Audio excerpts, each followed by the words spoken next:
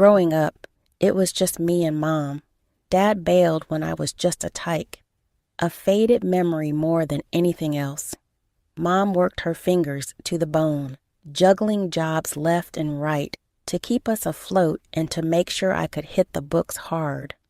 Because of her sacrifices, I snagged a grant that got me through college without the mountain of debt that was common these days. I studied business management, driven by a cocktail of ambition and fear of ever being as broke as we were when I was a kid. After graduating, I packed up my life and moved to the city. It was a tough start, living in a cramped apartment and surviving on ramen more nights than I'd like to admit. But I landed a job at a large company, started as a junior, and clawed my way up. Fast forward a few years, and I was not just working there, I was running a whole department. It was more than a job. It was my turf. And I made sure everyone who worked with me knew they were valued. You got to lead with respect, I'd say during the trainings for the newbies. Treat this job like you own it, and soon enough, you won't just be part of the team, you'll be leading it. The team was solid, a bunch of good folks. When I got the nod for the department head spot, we hit the local bar to celebrate. It was nothing fancy, just a cozy place where the beer was cold and the laughs were plenty. Here's to Erica, the boss lady. Marco, one of my oldest colleagues, raised his glass high. The others joined in, the clinks of glasses echoing over the buzz of the bar. Thanks, guys. We're all in this together. Here's to kicking more ass and taking names. I shouted over the noise, and the team roared back in approval. That night, amid the backslaps and cheers, I noticed him, Jake. He caught me looking and sauntered over with a grin that could knock you off balance. Couldn't help but notice the celebration. "What's the occasion?" he asked, leaning against the bar. "Just a little career boost. I'm the new head of my department now," I said, trying not to sound too braggy. "That's impressive. Must be a tough gig," he replied, nodding appreciatively. "I'm Jake, by the way." "Erica, nice to meet you, Jake."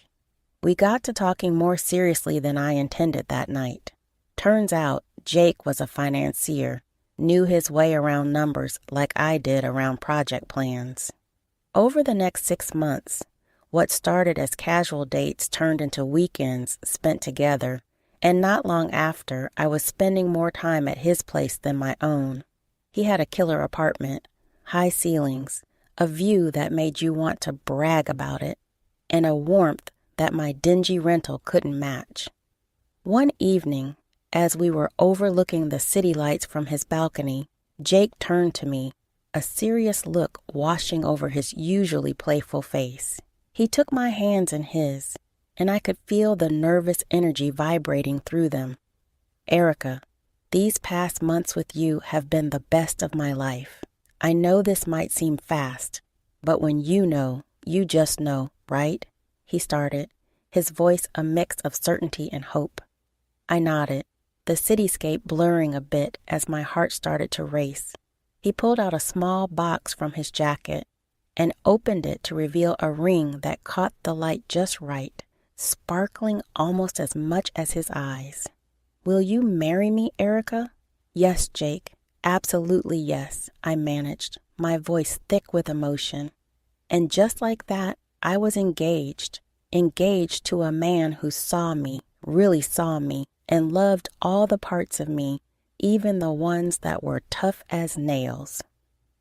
The day I was supposed to meet Jake's parents, my stomach was in knots as Jake drove us up to a sprawling mansion with a driveway longer than my entire apartment block.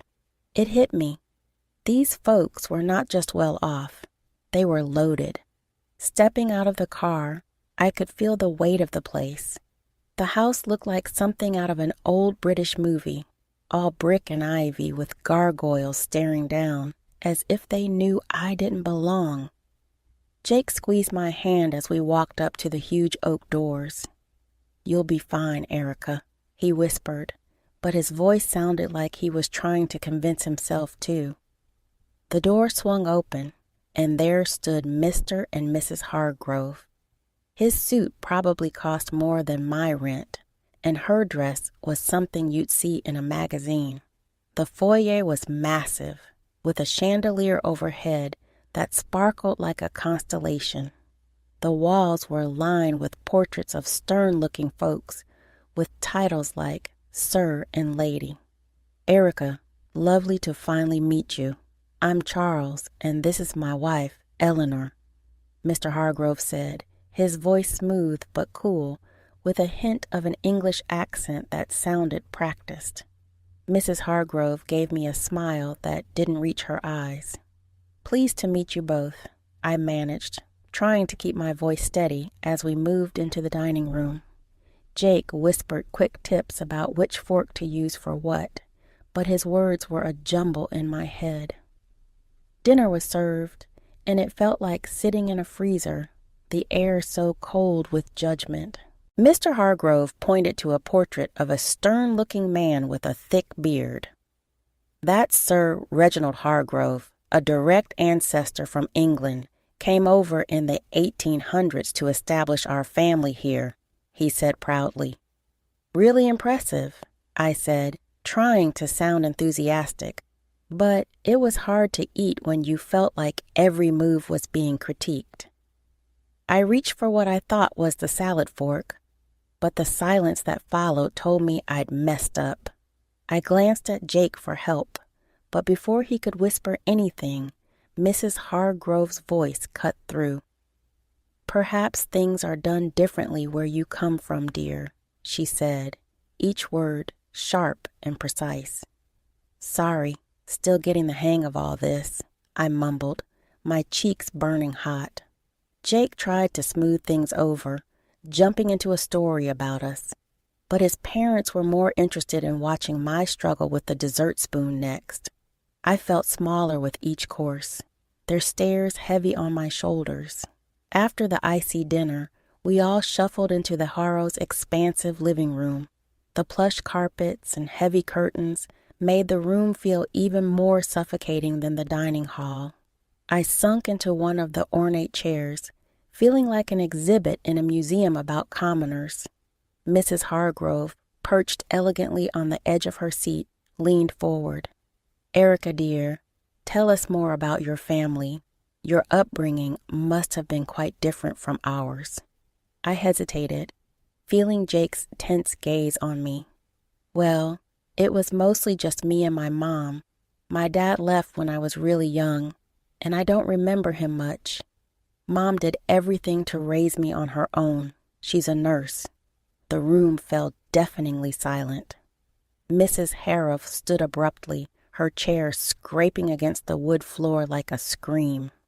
This is unacceptable, she declared, her voice resonating with disgust. We are descendants of an ancient English lineage. We have standards, traditions. I will not allow my only son to marry someone without pedigree or knowledge of her own lineage. Mr. Hargrove, who had been silently observing the conversation, finally spoke. His words were calculated, each one dropping like a weight. It's essential for us that our family ties are strong and well documented. Erica, can you even name your great-grandparents? I felt my face heat up, the embarrassment gnawing at me. I only know about my maternal grandparents, I confessed, my voice barely above a whisper. Mr. Hargrove rolled his eyes, a clear sign of contempt. This is exactly what we feared, he muttered under his breath.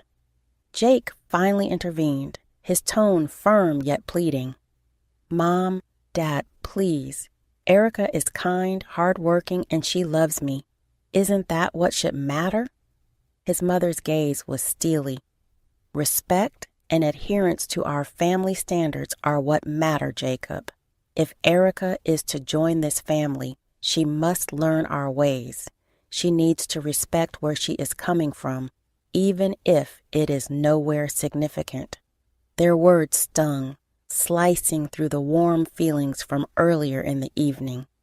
But Jake was looking at me, his eyes begging me to just go along with it. I nodded reluctantly, agreeing to their terms. "Fine," I said, trying to keep my voice steady. "I'll learn about your family and your traditions." Mrs. Harrov seemed somewhat placated by my concession. "Good. You'll start by familiarizing yourself with our family tree and understanding who each person in those portraits is. It's not just about names, Erica. It's about respect for our lineage." As they continued talking about their expectations, I felt a part of me shrivel up. The evening had turned from a simple meet and greet into a trial by fire. I had agreed to their demands, yes, but at what cost? As the room filled with discussions of ancestors and noble deeds, I couldn't help but feel alienated from these people, and oddly enough, from the parts of Jake that were tied so tightly to them. The weeks following that stiff dinner were a whirlwind. I barely had time to catch my breath between working my day job and attending the slew of etiquette and style courses that Mr. and Mrs. Hargrove insisted I take. My day started with the buzz of an alarm before sunrise and ended long after the sun had set, leaving me feeling like a zombie. "Elbows off the table, Erica," the etiquette instructor chided gently during one of our sessions. "And remember, the soup spoon moves away from you when you scoop." I nodded, attempting to mirror her movements, but my mind was on a million other things, like the mountain of work waiting for me back at the office and the never-ending wedding plans. "You're doing well," she reassured, her voice soothing. "These things take time to become second nature." I gave her a weak smile. "Thanks, it's a lot, you know." As if on cue, my phone rang. It was Mom. I excused myself and stepped outside to take the call, pressing the phone against my ear while trying to find a quiet corner in the bustling city. "Hi, Mom," I greeted, my voice more tired than I intended. "Erica, darling, how are the wedding preparations going?" she asked, her voice filled with excitement and a hint of concern. I hesitated, not wanting to worry her. "It's all good.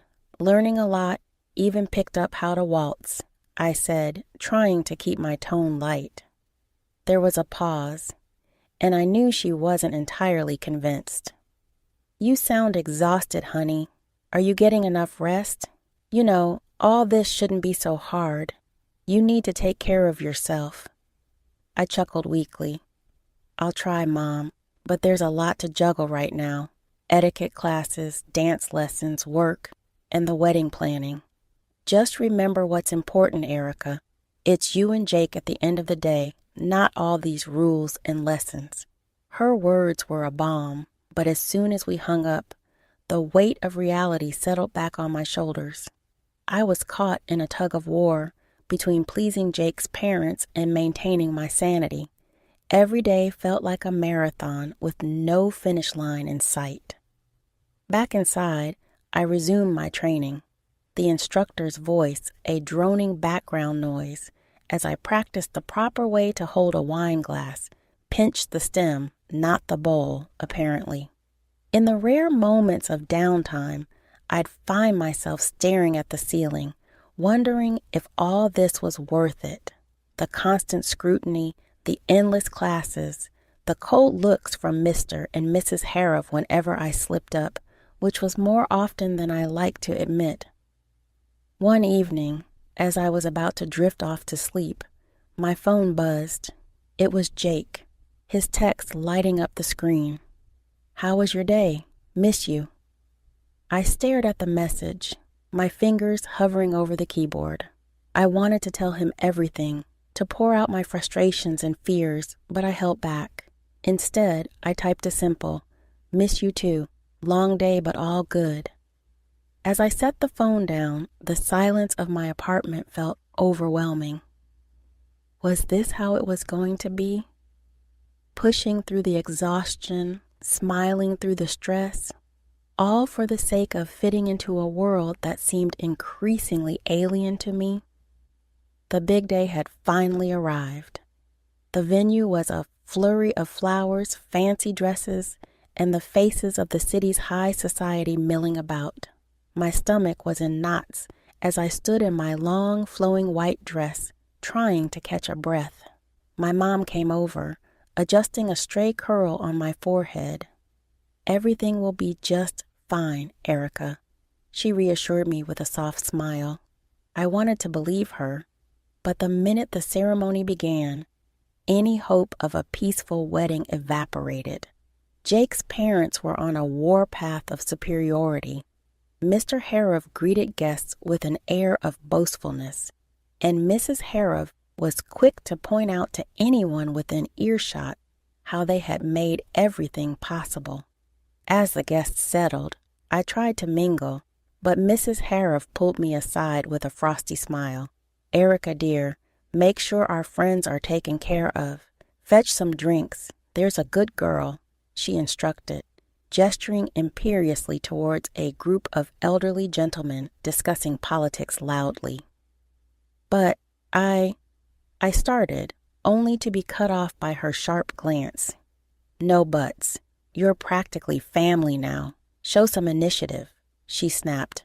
Reluctantly, I carried trays of champagne and hors d'oeuvres between tables, my dress trailing behind me. The weight of the fabric and the task made me feel more like a servant than a bride. I caught glimpses of Jake laughing and chatting, oblivious to my plight, as I passed another round of drinks. I overheard Mrs. Hargrove's voice rise above the chatter. "Erica will be serving us tonight. It's good practice for her, don't you think?" Her tone was condescending, her eyes scanning the crowd for approval. That was the last straw. I approached her, my hands shaking slightly, but my voice firm. "I am not a waitress at my own wedding. There are staff here who are supposed to do this." Mrs. Hargrove stood up, her expression one of mock surprise. "You should be grateful we allowed such a simple girl into our family. Remember your place, Erica," she hissed, her words like daggers. I felt a flush of anger rise to my cheeks. "This is my wedding, not a performance for your friends," I retorted, my voice louder than intended. The room fell silent. All eyes were on us now. Jake, catching the tail end of our exchange, stumbled over, a glass of champagne in hand. "What's going on here?" he slurred slightly, his eyes not fully focusing. "Your mother is treating me like a servant at our wedding, Jake.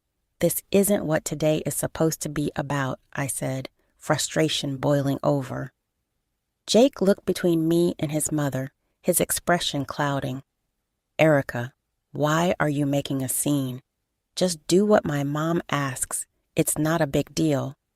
"Not a big deal, Jake? This is our day and your mom is ruining it," I shot back, disbelief and hurt swirling together. He took a long sip of his champagne before speaking. "Look, Erica, you should be happy I even chose you. There were plenty of girls better than you, prettier, richer. You're making a fuss over nothing." The words stung like a physical slap. I recoiled, the realization hitting me hard.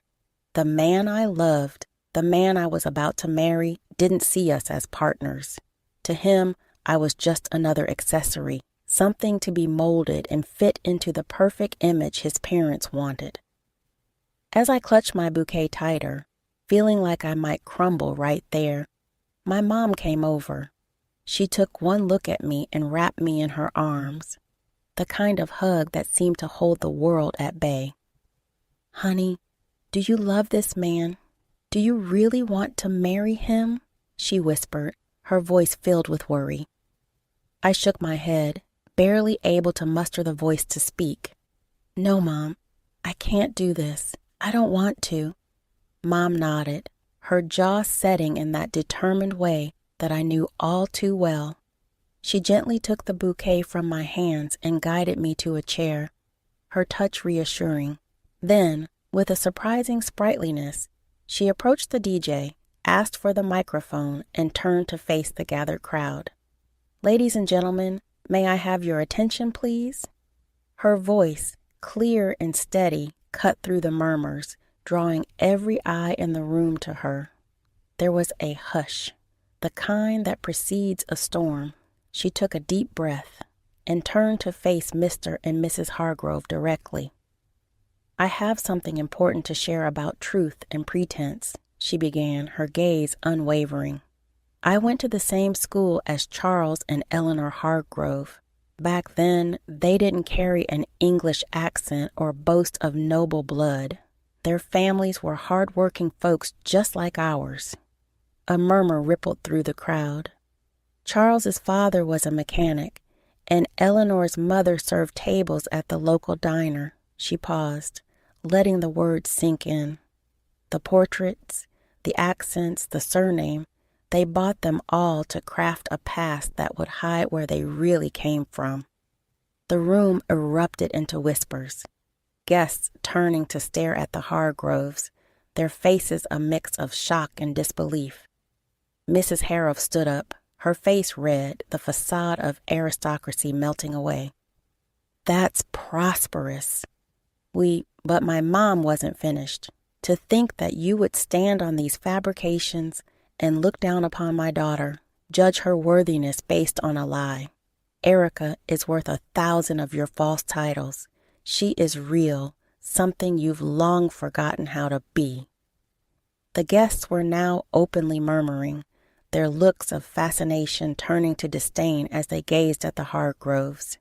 Mr. Harrove tried to speak, his accent slipping into something less refined, more desperate. "We did what we thought was best." "For whom?" My mom cut him off, her voice fierce. "For your son? For society? Or just for your own shallow pride?" The confrontation had drawn everyone's attention, and now the room was buzzing. The atmosphere charged with tension and revelations. The Harroves seemed to shrink, their grandeur dissolving into the air, leaving nothing but the stark, plain truth of their origins. Jake's face twisted with a mix of shock and anger. He stormed up to me, his voice barely a hiss as he leaned close. "You've ruined everything, Erica. You've disgraced my family, and now you're questioning if I want to marry you after this spectacle." His words stung, but before I could respond, he grabbed my arm, pulling me slightly closer. "I'll teach you how to be a good wife, one who knows her place and obeys." His threat hung in the air, heavy and chilling. I pulled my arm back with all my might, stepping away from him. The room was dead silent now, everyone's eyes on us. This was the man I had intended to marry. This was the family I was about to join. No, this couldn't be my life. I took a deep breath, my mother's earlier strength flowing through me. "There will be no wedding," I announced loudly, making sure every guest heard. I regret that I ever considered marrying someone who truly matches the arrogance and deceit of his parents. Murmurs filled the room, some of shock, others of support. Jake stood there, mouth agape, as if trying to catch the words and stuff them back into my mouth. My mother came to my side, her presence a comforting shield against the chaos. Together we walked through the crowd, our heads held high. In the weeks that followed, news of the Harroves' disgrace spread through the city. Their fabricated lineage and high society standing crumbled like a house of cards in a breeze. People who once revered them now crossed the street to avoid their shame. They sold their mansion and moved away, seeking a fresh start where their past wouldn't haunt them. As for Jake, I heard bits and pieces, rumors of a downward spiral of nights spent at bars, trying to drink away the scandal. I didn't know if they were true, and frankly, I didn't care to know. He had shown his true colors, and they were too dark and twisted for me ever to want to look back. "Thank you, Mom," I said to her one evening, as we sat in our modest living room, a stark contrast to the opulent falsity I had almost married into. For everything, for being there, for standing up for me, for helping me see the truth before it was too late. She took my hand, squeezing it gently. I'll always be here, Erica. You're my daughter, and I raised you to be strong and true. No man, no family can ever make you less than what you are. We sat there, the TV chattering in the background, a normalcy that felt refreshing. I had lost a fiancé, but gained back my life, my self-respect, and more importantly, my future.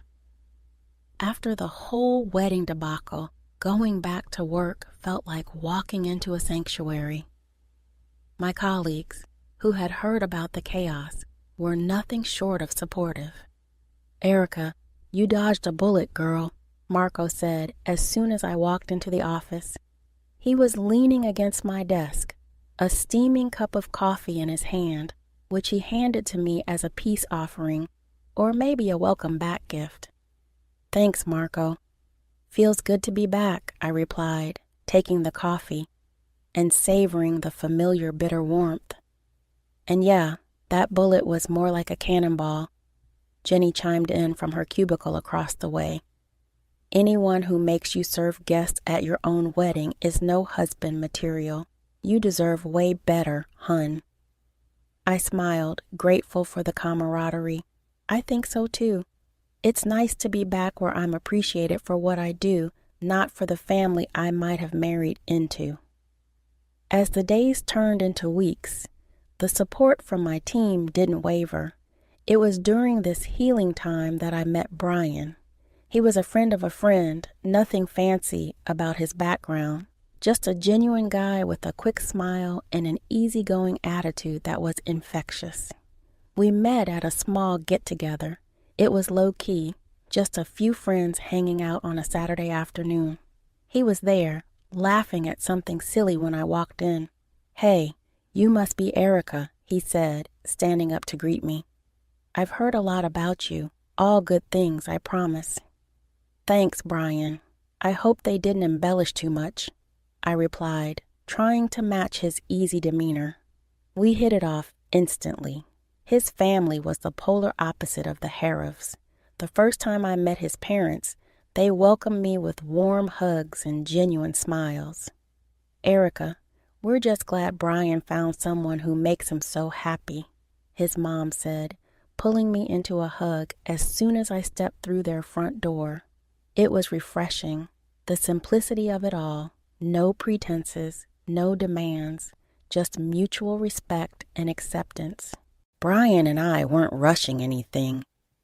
We were taking our time getting to know each other beyond the surface level. Back at work, my boss called me into his office one day. Erica, I just want to say, we've all noticed how you've handled everything. It's not been easy, but you've managed to keep your performance top-notch. I nodded, unsure where this was leading. We think it's time for another promotion. You've proven you can handle just about anything, and your leadership has never wavered.